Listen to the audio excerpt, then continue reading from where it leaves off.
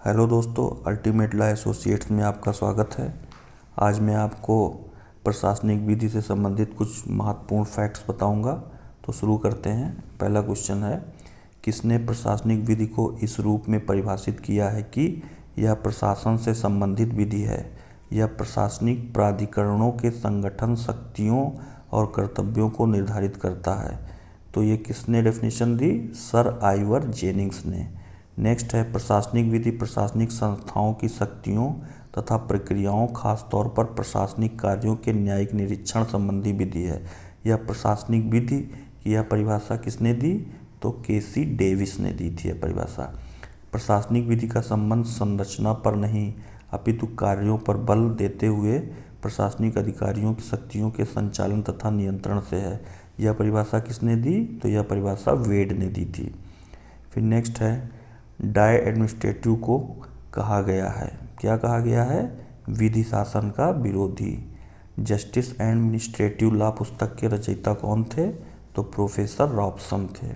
प्रत्यायोजित विधान होता है, क्या होता है? कार्यपालिका विधान। प्रशासनिक न्यायाधिकरण सामान्यतः कितने भागों में बांटा जा सकता है? तो 2 भागों में बांटा जा सकता है। प्रभाव के आधार पर प्रत्यायोजन विधान को कितने प्रकार के होते हैं? तो 2 प्रकार के होते हैं। विषय वस्तु के आधार पर प्रत्यायोजन विधान होता है 2 प्रकार का। प्रत्यायोजन में संवैधानिक बाधा रही है, किसमें? भारत एवं अमेरिका में।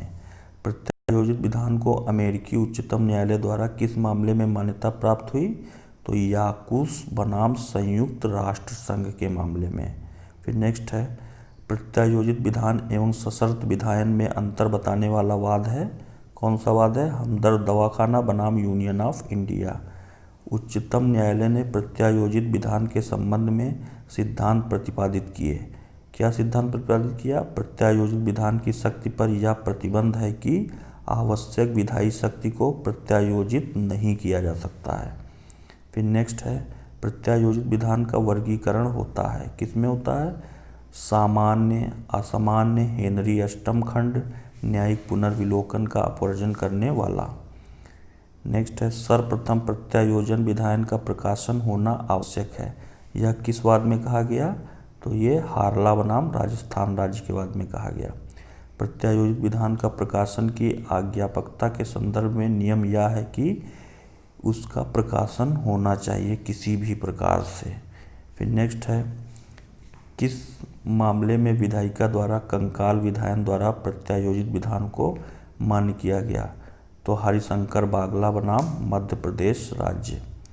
तो ये तो था दोस्तों प्रशासनिक विधि से संबंधित कुछ इम्पॉर्टेंट फैक्ट्स। इसकी PDF आपको हमारे टेलीग्राम चैनल पर मिल जाएगी। टेलीग्राम का लिंक डिस्क्रिप्शन बॉक्स में दे दिया गया है। Thank you.